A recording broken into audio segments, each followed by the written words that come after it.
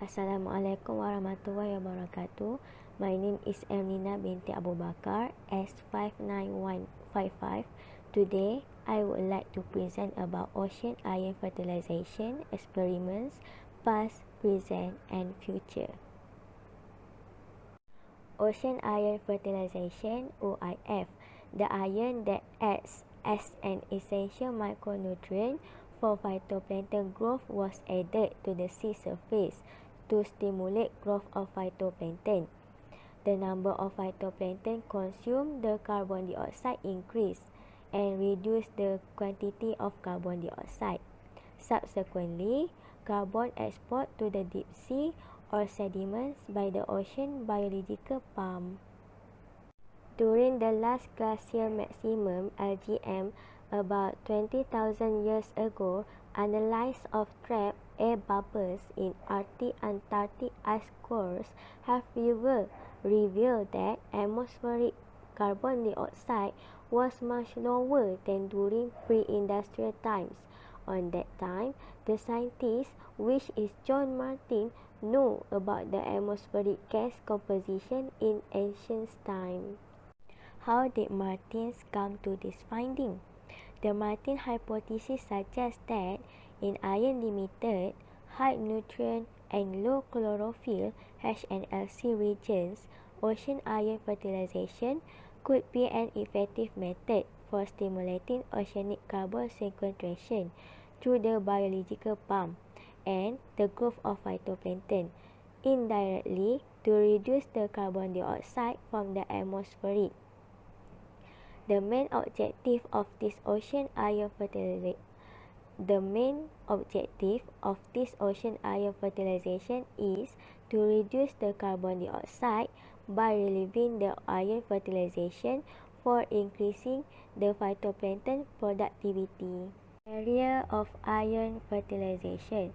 The natural ocean ion fertilization experiments was held in the subtropical North Atlantic, which is low nutrient, low chlorophyll (LN-LC) regions. Primary production in LN-LC regions, predominantly occupied by nitrogen fixers, is generally co-limited by phosphate and iron,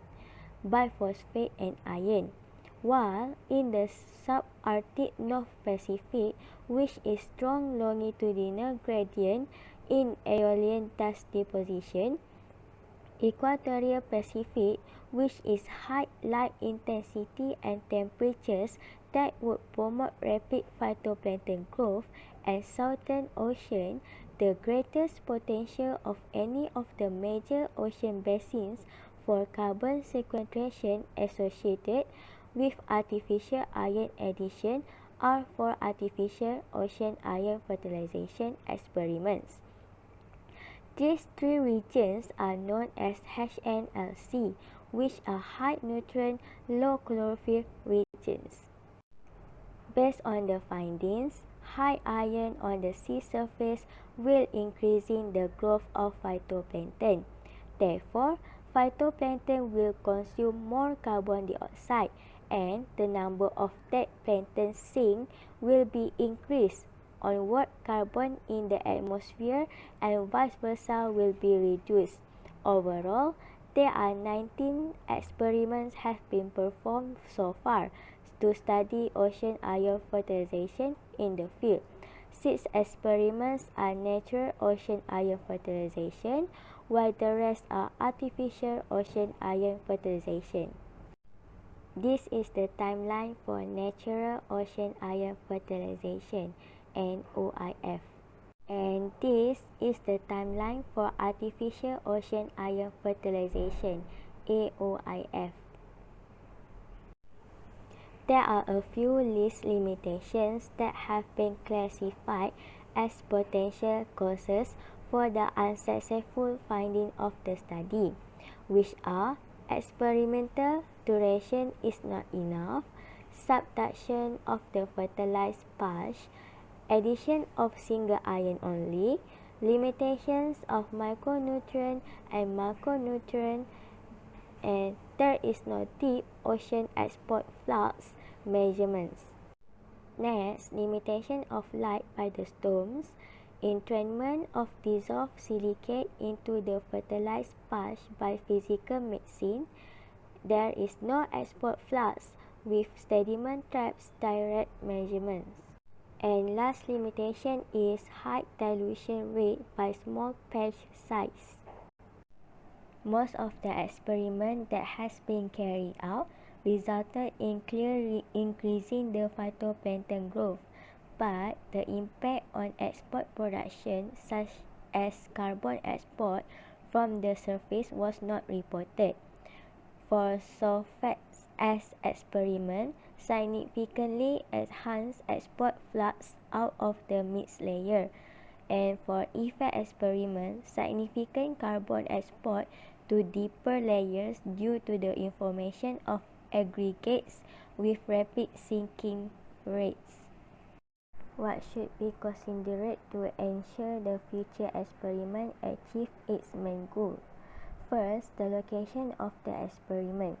It should be investigated in regions that with high silicate concentrations and low grazing pressure. This is because to distinguish the iron fertilized patch from the surrounding unfertilized waters to easily and efficiently observe iron induced changes. Secondly, the timing.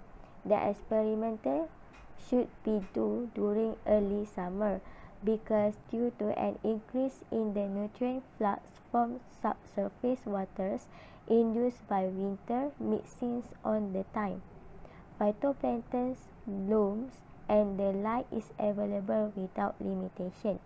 Next, duration. The observation should be extended at least 40 days and above. Besides that, to produce a phytoplankton blooms, the strategy of adding and maintaining dissolved iron within mixed layer is a must.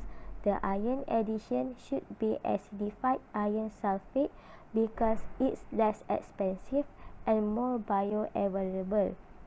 The infusions of the iron should be 2 or 3 to prevent the iron limitation on phytoplankton growth. Both physical and chemical methods are important to trace the effectiveness of the fertilized patch. Lastly, monitoring the possible side effects on marine or ocean ecosystem after artificial iron additions by using optical sensor equipped autonomous profilers and autonomous vented vehicle is a must. That's all from me. Thank you.